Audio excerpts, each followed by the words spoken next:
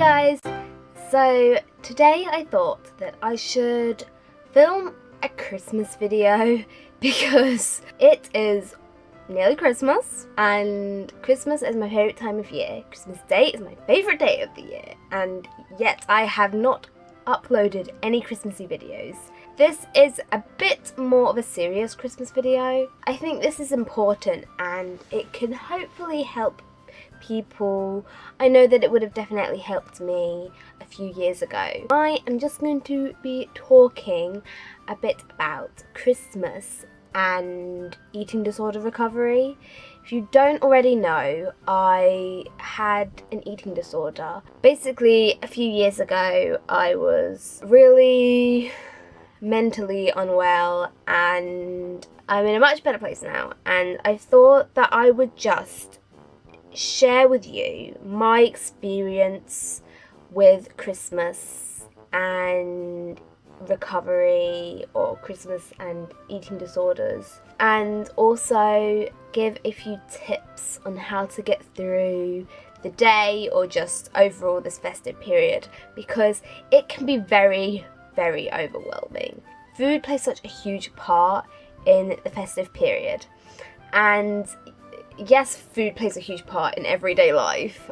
We need it to live, but particularly around Christmas, there is emphasis on indulgence and treating yourself and eating your body weight in chocolate and mince pies and all of that. So for someone with an eating disorder, it can be very hard. It can be a very difficult time. My experience could have definitely been worse. In the Christmas of 2013, that was probably the worst Christmas in terms of food and stuff. And even then it wasn't that bad. Like, I still enjoyed the day. It's never been something that's completely ruined the day for me. One of the things that I do remember is for dessert, I didn't have what everyone else was having. Well, to be fair, I don't usually have what everyone else is having because I can be very picky with desserts. I don't like creamy things, I don't like cheesecake. So usually I would have something different anyway, but it would still be something like great. But I decided that I would have banana and yogurt, which for me was better than going without, but not exciting, not Christmas. Like, food on Christmas Day is always exciting and it's always the time to just like eat anything and everything, and there I was going for banana and yogurt. I'm trying to think if I had any like chocolate or anything. Maybe I would have had one. I really can't remember. That's like the one thing that really stands out to me. I just didn't feel comfortable eating whatever the dessert was. But I mean, at least I didn't go with that, so it could have been worse. Then the following year, 2014, was slightly better. I was clearing out my room yesterday and I found my old food diaries, because I used to have to write down what I ate for my therapist and dietitian. And I found them, and Christmas Day was there. You could tell there was still some sort of restriction there.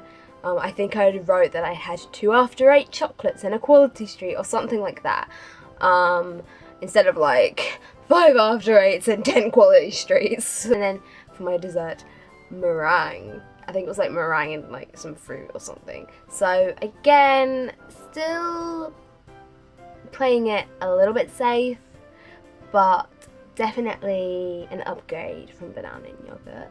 And so that was a little bit better.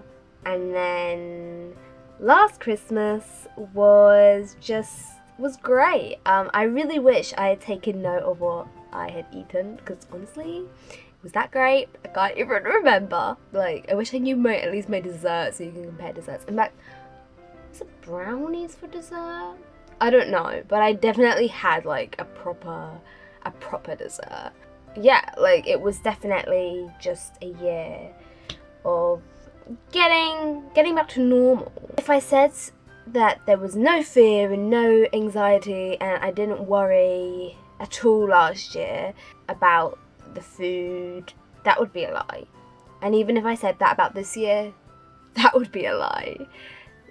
There is still a small worry, but I'm so far into recovery now that I ain't never going back the way, and it's very, very easy for me to just shove those thoughts away and be like, oh, bye, it's Christmas, I'm gonna eat this whole box of chocolates. I'm in a family of 6, I ain't gonna be eating any full box of chocolates because I won't get the chance, but you know what I mean. As you can tell, my experience with Christmas and eating disorders hasn't been too bad. It could have been worse, but you know, feelings were still there, and the worry. I've also always had an advent calendar. There was never a year that I didn't have an advent calendar, but I remember during the time where I would like keep track of how many calories I was eating, how much fat, how many carbs, how much sugar. I would have to like add that little tiny advent calendar chocolate. It's like teeny tiny. It counts. It's basically nothing. I would like have to include that. I do remember looking at all the chocolate and things and wishing that I could take one more, or wishing I could allow myself that bit extra. I felt as if I was giving myself extra enough. When I look back, I can definitely see the progress that I had made, like, over the Christmases. And so it is possible. If you stick at recovery and you stick with it throughout the year, you'll probably see a difference as well. Maybe you're seeing a difference already from last Christmas time to this Christmas time, and again, next Christmas time, you know, you may see even more of a difference. Now, I just want to give you 4 little tips, 4 little things to remember or do over Christmas Day itself and just the festive period in general that's helped me and may also help you. So the first is give yourself a day off. Now this is easier said than done, and I also think it depends on your personality and your mindset as to how well you can do this. I had told myself that I would give myself Christmas Day off from worry, from counting, you know, calories and all that, from restriction. And it definitely is easier said than done, I can confirm that, but it helps, and use it as an experiment.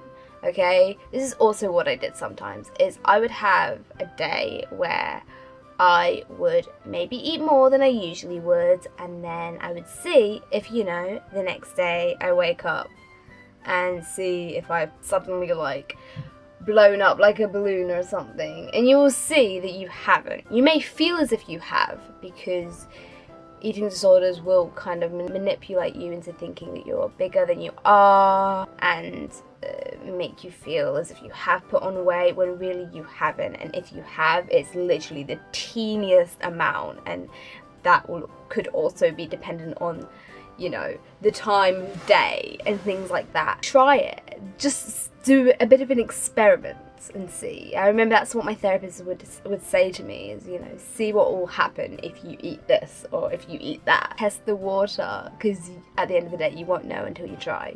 Just try and allow yourself that one day to just try and let go as much as you can. Leads me on to number 2. It can be very overwhelming.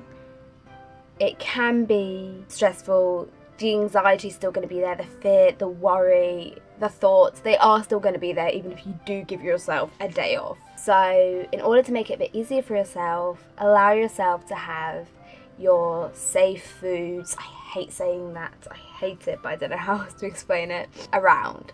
Have foods that you feel comfortable eating around you. So for example, that time I had banana and yogurt for dessert because I felt having the other thing was just too much for me to handle. I just couldn't do it, and that's okay. It's better to eat a safe food and not have like a complete stress out, like a panic attack or something like that. It's okay if you want to have what you would usually have for breakfast. It's okay if you want to have, you know, something else for dessert. It's okay if you don't want to dive into the box of chocolates, but you just want to have like a snack that you feel safe with. Like, that's okay, as long as you are maybe trying to challenge yourself. It's hard enough to challenge yourself on a normal day with just one thing that you find a bit scary and anxiety provoking, let alone trying to challenge yourself throughout the whole day, can get very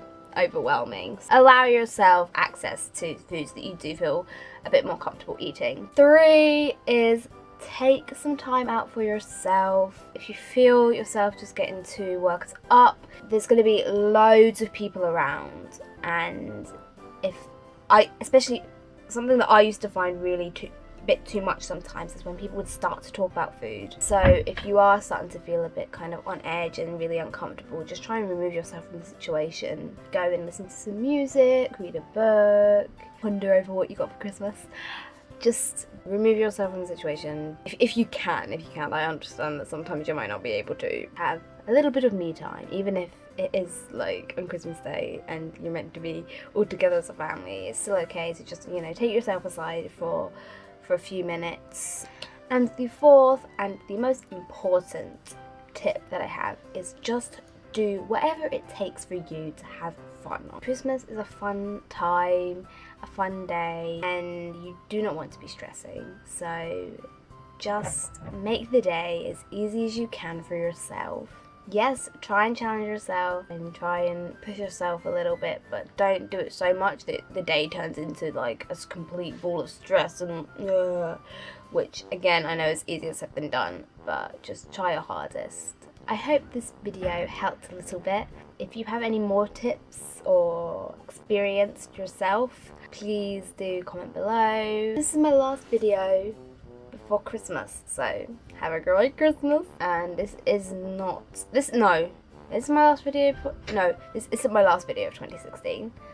There will be a video next week, which will be my little year in review. I hope you guys have a good Christmas, and I will see you next time. Bye. Goodbye. Goodbye. I'm trying to think of a festive way to say goodbye, but I didn't have one, so